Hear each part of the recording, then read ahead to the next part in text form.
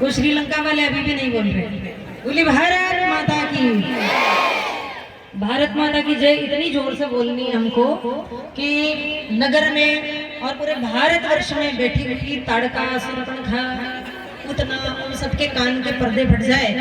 बोले भारत माता की, अखंड भारत की, श्री राम जन्मभूमि की, कृष्ण जन्मभूमि की, काशी विश्वनाथ की, महाकाल महाराज की, हर सिद्धि मैया की, शिप्रा मैया की, सब संतन की, सब भक्तन की, शिव नमः पार्वती पते हर हर महादेव हर। मंच पर उपस्थित उभरता हुआ चेहरा है हिंदुत्व का, मेरे परम शिष्य ही कह सकती हूँ क्योंकि मैं इनकी मासी माँ हूँ, है ना। इनके जो गुरुजी है उनकी गुरु बहन है, इसलिए क्या बुआ, हाँ। और रिश्ते नाते हम लोगों को ज्यादा पता रहते नहीं, इसलिए श्रद्धेय राम स्वरूपाचार्य जी जो संस्कृत के प्रकांड विद्वान हैं और हमारे बीच में देवनारायण जी के पंडित जी मनासा से जो पधारे हैं आप पंडित जी, और मंच पर उपस्थित भगवान श्री राम की पावन सुंदर झांकी, विश्व हिंदू परिषद और राष्ट्रीय स्वयंसेवक संघ के समस्त पदाधिकारीगण, नगर के आसपास के क्षेत्र से पधारे हुए सभी महानुभाव, भगवान श्री राम के परम भक्त, और इस मंच पर उपस्थित हनुमान जी महाराज, क्योंकि इनके बिना तो कुछ काम चलता नहीं है भैया। हनुमान जी का नाम नहीं लेंगे तो नाराज हो जाएंगे। और प्यारी प्यारी मातृशक्ति, छोटे बच्चे, देश का जो भविष्य है, युवा साथी, आइए आज का जो विषय है श्री राम जन्मभूमि राम मंदिर तीर्थ क्षेत्र निधि संग्रह अभियान के इस अभियान में, इस कलश यात्रा में हम सभी उपस्थित हैं। विश्व हिंदू परिषद की मार्गदर्शक मंडल की बैठक में ये निर्णय लिया गया है कि सभी लोग संपूर्ण भारतवर्ष से धन संग्रह करके जन जन के अंदर राम भक्ति को जगाना, सोए हुए हिंदुओं को जगाना है, इसलिए ये अभियान प्रारंभ किया गया। आइए हम मुख्य विषय पर आएंगे। संस्कार होंगे तो संस्कृति की रक्षा होगी, बिना संस्कारों के संस्कृति की रक्षा हो सकती है क्या? मेरे पास 2-3 विषय है, उस पर मैं बोलूंगी। इसलिए माताओं से मेरा आग्रह है कि माताएं बड़ी ध्यानपूर्वक बात सुने, क्योंकि मैं आपकी बहुत बड़ाई करने वाली हूँ। तो संस्कारों से संस्कृति की रक्षा हो सकती है। जिस राम मंदिर के अभियान में हम लोग जुड़े हुए हैं, अगर हमारा संस्कार जिंदा नहीं रहा, संस्कार नहीं बचा, तो आने वाले समय में कई लोग मुझसे पूछते हैं, दीदी सरकार क्या राम जी का मंदिर बन जाएगा, राम जी मंदिर में बैठ जाएंगे तो क्या राम राज्य आ जाएगा?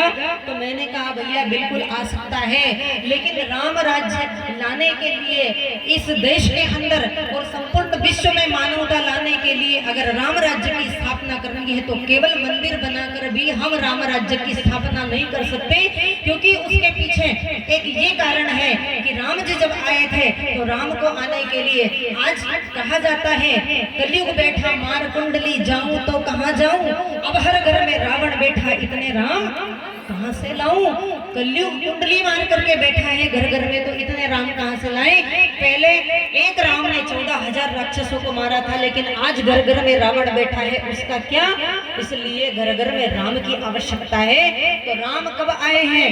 राम को आने के लिए आपको दशरथ बनना पड़ेगा, किसी को लक्ष्मण बनना पड़ेगा, राम जैसा भाई होगा, आपको सीता बनना पड़ेगा, आपको कौशल्या बनना पड़ेगा, किसी को भरद्वाज बनना पड़ेगा, किसी को वशिष्ठ बनना पड़ेगा, किसी को शबरी बनना पड़ेगा, और किसी को वाल्मीकि बनना पड़ेगा, किसी को अयोध्या की जनता बनना पड़ेगा। जब तब जाकर के कहीं ना कहीं राम आ सकते हैं। तो बताओ, राम को लाने के लिए आप कौशल्या बनने के लिए तैयार हो? आप शूर्पणखा और केकई का रोल करने वाली आप ऐश्वर्या राय का रोल करती हो और कहती हो कि संतान हमारी राम जैसी पैदा हो, शिवा जैसी पैदा हो, महाराणा प्रताप जैसी हो, दुर्गा जैसी बेटी हो, तो वो कभी नहीं हो सकता। इसलिए आपको अपने अंतःकरण का, आपके अंदर का जो बैठा हुआ देश को बर्बाद करने में 2 चीजों का बड़ा योगदान है। पुरुष व्यसन कर रहा है और महिलाएं फैशन कर रही हैं। अब आप बोलो कि हम फैशन नहीं करें तो कौन करेगा? फैशन आपके लिए नहीं है तो किसके लिए है? कई माताएं मेरा विरोध कर देती है कि आप फैशन की विरोधी क्यों है? मैंने कहा मैं फैशन की विरोधी हूँ लेकिन श्रृंगार की विरोधी कभी नहीं हूँ। आप श्रृंगार पहनिए तो मैं आपका सम्मान करूंगी। आज हर युग में हर युग होता है, बताइए इस घोर कलयुग में भी ये सतयुग है कि नहीं? जिस सभा में आप बैठी हो कि हाँ यहाँ पर कलयुग देख सकता है आँख खोल करके आपकी ओर, क्योंकि यहाँ तो संपूर्ण भारत का दर्शन हो रहा है। भारत की माताएं कितनी सुंदर लग रही है। आप साड़ी पहन करके बैठी हो। हमारी संस्कृति की रक्षा करना आपका धर्म है, संस्कारों को जीवित रखना आपका परम कर्तव्य है। इसलिए आप अपने बच्चों में संस्कार दीजिए, आप अपनी बेटियों में संस्कार दीजिए। कुछ लोग कहते हैं कि बेटियों में संस्कार कहाँ से दे, क्योंकि स्वयं ही दिन भर फेसबुक और व्हाट्सएप चला करके पड़ी रहती है 10 बाय 10 के कमरे में, वो क्या संस्कार देगी? तो आप ऐसी माताएं नहीं है। मेरा आपसे आग्रह हाथ जोड़ करके, भारत की संस्कृति को जीवित रखना है तो आपको अपने परिवेश अपने संस्कारों में जीना पड़ेगा और आज से शुरुआत करनी पड़ेगी। हम बदलेंगे युग बदलेगा, ये किसने कहा? गायत्री परिवार कहता है हम बदलेंगे तो युग बदलेगा। तो छोटी छोटी चीजों से हमको शुरुआत करनी है। आपको अपने संस्कारों को जीवित रखना है। संस्कार जीवित रहेगा तो राम के मंदिरों को राम तो का मंदिर बन जाएगा। लेकिन जब आपके संतान आपकी संतान जब संस्कारवान नहीं होगी, देश के प्रति धर्म के प्रति उसके अंदर कट्टरता का भाव नहीं होगा, समर्पण का भाव नहीं होगा, तो फिर कोई आतताई आएगा, कोई बाबर आएगा और आकर फिर मंदिर को ध्वस्त कर देगा। इसलिए ऐसी पीढ़ियों को तैयार करने की आवश्यकता है कि फिर हमारे मंदिरों के ऊपर कोई आंख उठाकर देख नहीं सकता है। बहनों से मेरा एक आग्रह है, लव जिहाद चल रहा है और लव जिहाद नहीं, हर धर्म का ही हर धर्म में जिहाद चल रहा है। इसलिए इस लव जिहाद से अपनी बेटियों को रोकिए। पहले बेटियों का विवाह होता था, लव कब होता था? लव का मतलब होता है प्यार, प्रेम। तो लव कब होता है? शादी के बाद होता है कि पहले होता है? पहले विवाह होता था फिर प्रेम होता था, लेकिन आजकल पहले लव होता है और बाद में फिर जिहादी होता है। उसके साथ में शादी के बाद में क्या होता है? जिहाद करके उसको बर्बाद किया जाता है। इसलिए आप अपनी बेटियों को समझा करके उनको संस्कारित करिए कि हम भारत की नारी हैं, हमें कैसे रहना चाहिए, हमारे परिवेश में रहना चाहिए, हमारे खान पान में। आप अगर राम जैसी संतान चाहती हो तो आप अपने गर्भ में रहने वाले संतान को भी संस्कारित कर सकते हो, क्योंकि हमारे 16 संस्कार हैं और उन संस्कारों में से एक संस्कार होता है गर्भाधान संस्कार। उस समय भी आपको किस प्रकार से रहना चाहिए? आप चाहती हो कि मेरी बेटी दुर्गा बने, पद्मिनी बने, हाड़ा रानी बने, तो आपको उनको उस प्रकार से अच्छी पुस्तकें पढ़नी पड़ेगी, संस्कारवान रहना पड़ेगा, अच्छा खान पान करना पड़ेगा। आप दिन भर देखोगे कि सास भी कभी बहू थी, तो फिर वैसे ही संतान आपकी होने वाली है। मेरे भाई बहन, ये बात बिल्कुल हंसने की नहीं है। आज वस्त्र हरण से अपहरण की घटनाएं देश में बढ़ रही है, इसलिए आप अपने वस्त्रों को छोटा मत पहनिए, क्योंकि ये कोई परिचय नहीं है सुंदर दिखने का। सुंदर तो नारी तब दिखती है जब अपने पूर्ण परिवेश में रहती है। आप जब साड़ी पहन करके 16 श्रृंगार करके जब निकलती हो ना, तो कैसा लगता है जैसे भारत नहीं सनातन धर्म खड़ा हो गया मेरे सामने। स्वामी विवेकानंद जी ने एक बात जाकर के कही, हमारे शब्दों में, हमारी वाणी में, हमारी भाषा में भी वो चीज नहीं होनी चाहिए। हमारी भाषा बिगड़ रही है। हाँ, समाज में 1% बुराई हो सकती है, लेकिन 100% लोगों को क्यों दिखाई जा रही है उसका विरोध करना चाहिए आपको। क्योंकि कोई मंच पर खड़ा हो करके एक ससुर, एक बहू और बेटा गाने गाए, कजरारे कजरारे तेरे कारे कारे नैना, ये भारत की संस्कृति नहीं है। आप हाड़ा रानी है, आप पद्मिनी है, आप अपने आप को पहचानिए। आप सती सावित्री हैं। सीता का नाम लेकर के नारियां तलवार की धार पर चढ़ जाती थी। ये वह देश है जिस देश ने राम को जन्म दिया, कृष्ण को जन्म दिया। और मैं अपनी बात पर आती हूँ, वस्त्र हरण से अपहरण की घटनाएं बढ़ रही है, इसलिए आप अपने परिवेश को सही रखिए।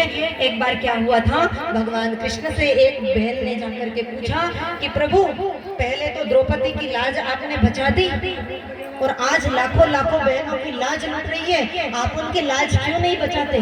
भगवान कृष्ण ने मुस्कुराते हुए कहा, मेरे भाई, क्योंकि द्रौपदी साड़ी पहनती थी, वो साड़ी वाला कपड़ा मेरे पास था पर जींस वाला नहीं है, इसलिए मैं नहीं बचाती। पहले की नारियां जब निकलती थी तो अपने हाथ में कटार लेकर के चलती थी, लेकिन आजकल की नारियां अपने पर्स में लिपस्टिक और पाउडर के अलावा उनके पास कुछ नहीं होता है। कौन आपकी सुरक्षा करेगा? इसलिए अपने आप में इतनी मजबूत बन जाइए। हम भारत की वो नारी है, हम भारत की हड़ा रानी है, हम भारत की पद्मिनी है। हम जिहादियों को अगर हमारी ओर आंख उठा करके देखेंगे तो हम उनकी आंख तोड़ देंगे, उनके हाथ तोड़ देंगे। अभी अभी राम भक्तों के ऊपर पत्थर बरसाए गए, लेकिन राम भक्तों ने, अब वो सनातन धर्म नहीं रहा कि एक गाल पर थप्पड़ मारे तो दूसरा भी आगे कर दिया जाए। तुम हमारे धर्म पर 100 पत्थर बरसाओगे, हम तुम्हारे ऊपर 1,00,000 पत्थर बरसाएंगे, तुम्हारे घरों पर बुलडोजर चलवाएंगे। ये केवल कहने की बात नहीं, ये हिंदुओं ने करके दिखा दिया है, सनातनियों ने करके दिखा दिया है। ये हमारे ऋषि मुनियों का देश है, हमारे संतों का देश है, इसलिए महाराणा प्रताप का देश है, वीर शिवाजी का देश है, छत्रपति शिवाजी का देश है। इसलिए इस देश में अब जिहाद नहीं चलेगा। और धर्म एक होता है, धर्म दो नहीं होते। धर्म न दूसर सत्य समाना आगम निगम पुराण बखाना, ये संस्कृति की बातें हैं। मैं बहुत सारी बातें आपसे कर सकती हूँ, लेकिन अभी इतना समय हमारे पास नहीं है, क्योंकि सब्जी का तपेला भी डूब गया है, सब्जी नहीं बनेगी। भोजन करना है ना आपको, थोड़ी देर और देरी कर लो, सब्जी नहीं बन रही है, इतनी देर मुझे और सुन लीजिए आप। अपने संस्कारों को आपको जीवित रखना है तो अपने घरों से शुरुआत करना है। मातृभूमि के अनल सपूतो, मातृभूमि के अमर सपूतो अनल शक्ति संचार करो और जन जीवन में राष्ट्र भक्ति भर भारत यश विस्तार करो, भारत यश विस्तार करो, भारत यश विस्तार करो। अब एक ही सपना देखना है कि हमारे भारत का कैसे विस्तार हो, इसका यश कैसे बढ़े, इसकी कीर्ति कैसे बने, क्योंकि राम तो हमारे स्वाभिमान का प्रतीक है, राम हमारे अस्मिता का प्रतीक है। इसलिए हम राम का मंदिर बनाने जा रहे हैं भव्य, और उसमें बढ़ चढ़ करके बहनों को भी भाग लेना है। आपने जितना संचय कर रखा है उसमें से आज समय आ गया है सच्चा समर्पण दिखाने का कि मैं राम के लिए क्या कर सकता हूँ। आपके समर्पण का परिचय आज होगा, मैं क्या कर सकती हूँ। देखो मैं आपको एक बात बताऊँ, अभी तपोभूमि में एक संतों की बैठक थी, उसमें एक संत आए और उन्होंने कहा, अवधूत थे लगता है, जंगल में रहते हैं, सन्यासी हैं। उन्होंने कहा कि मैं कुछ राम मंदिर के लिए देना चाहता हूँ, मेरे पास ज्यादा कुछ नहीं है। उन्होंने 1,00,000 रुपए का चेक निकाल करके दिया। कितना? जंगल में रहने वाले सन्यासी के तो राम के लिए कुछ नहीं, 1,00,000 का चेक दिया उन्होंने। तो हम घर बाहर लेकर के बैठे, हम जमीन जायदाद वाले, हम जमींदार हैं, हम बड़े लोग हैं, हम सरपंच हैं, हम अध्यक्ष हैं, तो हम राम के लिए क्या कर रहे हैं? आज हमारी परीक्षा की घड़ी है, इसलिए राम के लिए बढ़ चढ़ करके हमको हिस्सा लेना है। राम मंदिर में करोड़ों रुपए देने वाले लोग हैं, लेकिन जन जन की भावना कैसे जगेगी? वो करोड़ों रुपए मायने नहीं रखते हैं। बिरला जी ने मंदिर बनाया, आज तक लोग यही कहते आए कि टाटा बिरला का मंदिर है, कोई नहीं कहता अंदर लक्ष्मी नारायण बैठे हैं। इसलिए हम भी गर्व से कह सकते हैं, हमारे माता पिता ने मंदिरों में दान दिया था, राम मंदिर में दान दिया था। हमारे बच्चे पीढ़ियों तक याद करेगा। 492 वर्ष का कलंक अगर धुलना है तो वो आज घड़ी आई है उस कलंक को, और हम नहीं भूले हैं उन कोठारी बंधुओं का बलिदान। भारत में ऐसी ऐसी माताएं हैं, जब कार सेवा हुई, बाबरी ढांचा टूटा, उस समय कोठारी बंधु एक भाई नवयुवक ऊपर चढ़ गया पताका फहराने के लिए। सबसे पहले पताका मैं फहराऊंगा। पुलिस वालों ने गोलियां चलाई, सीना छलनी हो गया उसका, धरती पर गिर गया। दूसरा भाई आया, उसने पताका ली, वो चढ़ा, मैं पताका फहराऊंगा राम के लिए। उसके ऊपर भी पुलिस वालों ने गोलियां चला दी, उसका सीना छलनी हो गया, वो धरती पर गिर गया। मीडिया कर्मी आए, उस असहाय माँ को कहने लगे, अरे माँ, इन राम भक्तों ने तेरे बेटों का तो बलिदान करवा दिया, तेरे बुढ़ापे का कोई सहारा नहीं है। उस माँ ने एक तमाचा उस मीडिया कर्मी को मारा और कहा कि अब आज के बाद में ये बात मत कहना, मैं तो मेरे भाग्य को कोस रही हूँ। हे विधाता, तूने मुझे 4 ऐसी और पुत्र को क्यों जन्म नहीं दिया, नहीं तो मैं उनको भी मैं राम के लिए शहीद कर देती। ऐसी ऐसी माताएं। तो इन्हीं शब्दों के साथ में जिन भक्तों ने यहाँ सहयोग दिया है उनके कुछ नाम नाम बोलना नहीं है, सार्वजनिक रूप से सभी का सहयोग राम मंदिर में आ रहा है। आप सभी लोग बढ़ चढ़ करके इसमें भाग लेंगे और कुछ नाम कार्यकर्ता बताएंगे आपके सामने। तो इन्हीं शब्दों के साथ में मैं अपने वाक्य की पुष्पांजलि दूंगी।